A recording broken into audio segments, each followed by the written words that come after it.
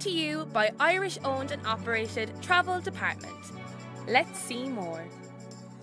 You are very welcome back, Maura. Yes, very welcome back to the show. Now, myself and Dyer always love this part of the show where we can run away from the cold, sit back, relax, and take us away to Spain and Portugal and all those nice places. We use the lights in here sometimes just to kind of make ourselves feel We're like good with this. the heat in our face. But Michelle, like say, where are you going to take us today, please? We are going to the Iberian Peninsula, with two of my favourite countries in the world, Spain and Portugal. And we're going to start off in Tenerife. I was there before Christmas, and you know, it's blessed with year-round sunshine. It's one of the best places to go for. And in the summer, it won't be too hot either. So it's a lovely place to go, especially in the summertime. Porto de la Cruz is on the north of the island. It's very different to what you'll find down in Los Cristianos. Yeah, the wilder anyone who's places. been there before. Yeah, that's what your party town. This Porto de la Cruz is very kind of chic and classy, nice shops. And you're also online with Santa Cruz and La Laguna, which are beautiful UNESCO heritage towns. Santa Cruz is actually shared capital with the Gran Canaria, so it's a really important, it does one of the biggest carnivals. It's fabulous. And loads to do there, Michelle. Loads to do. And of course, Mount Teide is the tallest mountain in Spain, although you're technically really in Africa, you're just to the west of Africa, but it's 12,000 feet high. And when you know, the weather changes as you travel up the winding pathway. It is a volcano. All the Canary Islands are volcanic islands, so you'll get the black sand. And Mount Teide is just fascinating to be up there. You'll see all these special rock formations and flowers. There are 14 species of 14 different flora that you'll only get there at Mount Teide. They're nowhere else to be found in the world. Do you find people going to Tenerife even during the summer as well, or is it more a winter destination? Oh, no, because you're lower down in latitude, it's perfect all year round. And it won't be too hot.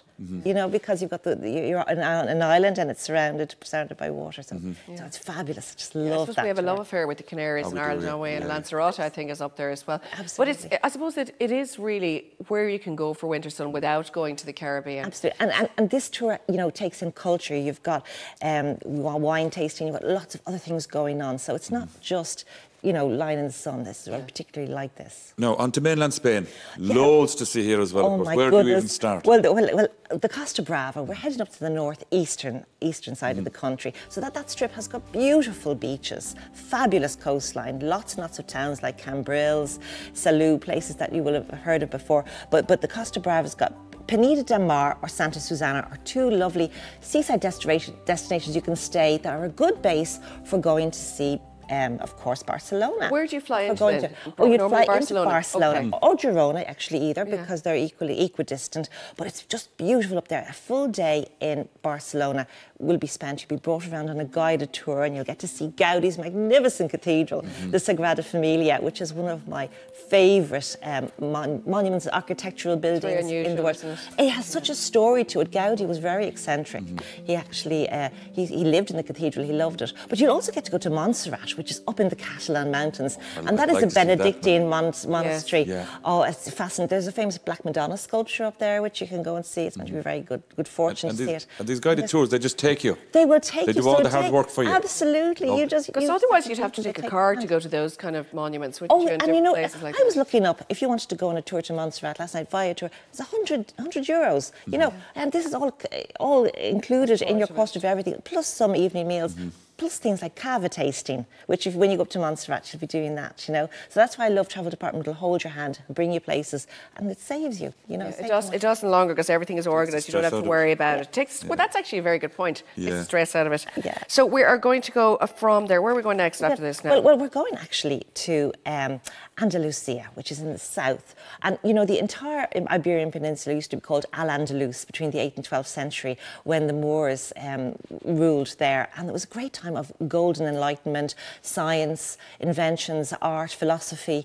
And there are still remains of that Moorish civilization in lots of cathedrals and, you know, beautiful just buildings. And even the streets, you'll see the tiles. Yeah, the tiles are lovely. They're lovely blue, isn't it? That's very nice. And I just love Andalusia. And for this particular tour, you'll be staying in Nerja, which is like a lovely little bit of seaside, so you can kind of enjoy your sunshine. And then you'll be taking off, I think one of the top tours is going to Granada.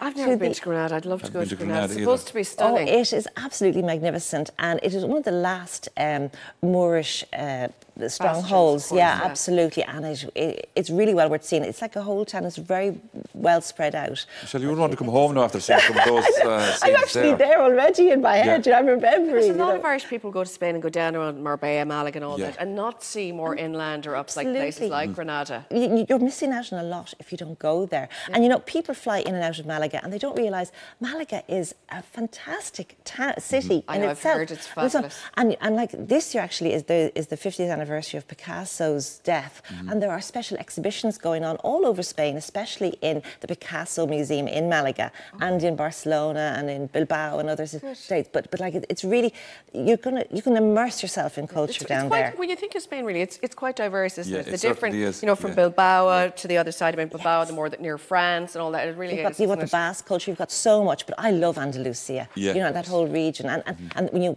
delve a little bit deeper and find the history, it's fascinating. Yeah. Now off to the Costa del Sol. Oh no, we're heading over to Portugal now. Go to Portugal. Yeah, we're going to Portugal. And we're going very popular again with us Irish. Absolutely. And Estoril and Cascais are places now the Irish have become accustomed to hearing about those places, and they're on the Lisbon coast. I've been to that Cascais, is divine. Oh my God, it's lovely, so classy. It is so, and it's got that lovely blend of those lovely white Algarve, you know, stones. And of course, you're only 30 minutes from Sintra, which is a magical land. And Sintra has the National Palace. Oh my goodness, it is like a bucket list destination. I mean, anybody who's been there will say they're just wowed.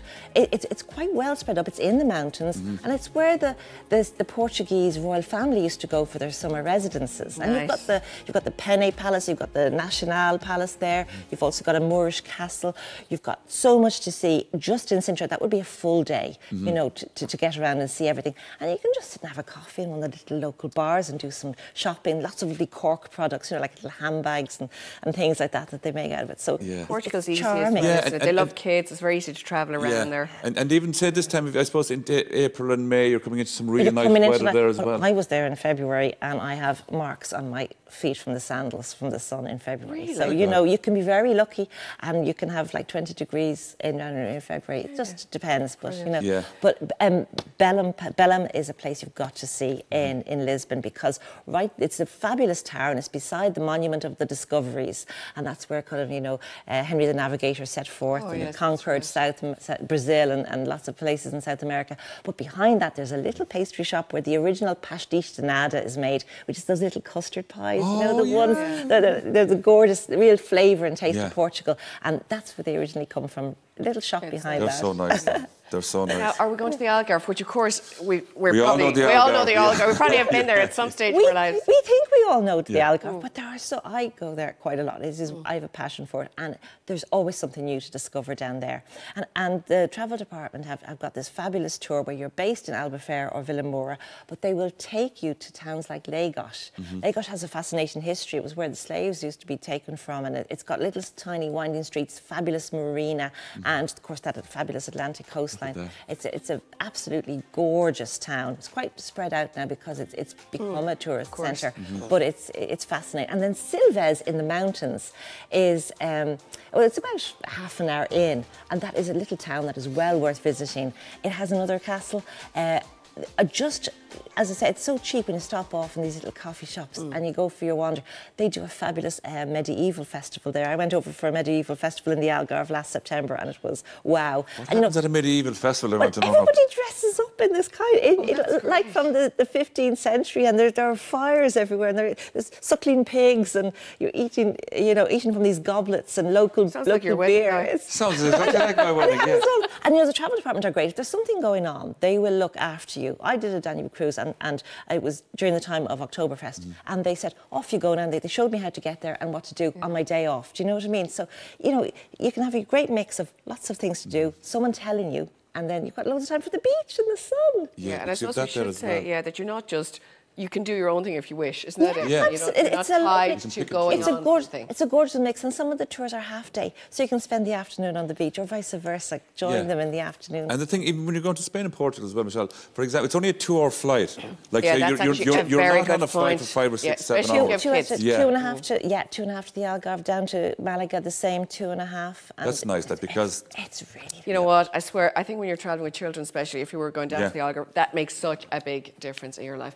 Michelle, Michelle, thanks so Michelle, much. thank you. Taking us on those Brightening lovely up our faraway places. Well, not that very far away. cold evening. Good read It's tonight. very, very good. It's only in the distant come over half a March this week now, you know. Oh, yeah. I think people are actually holidays looking coming. now. People are booking now. Oh, people for are getting summer. excited. They really, Very really much. are. And travel agents are the way to go, you know. Brilliant. Mm-hmm. Michelle, Great tour thanks so operators. much. Go to And Mila. of course, you guys that don't can pop onto our website. You can pop on actually to our Facebook page and our Instagram page, and you'll find all the details there. Brought to you by Irish owned and operated Travel Department. Let's see more.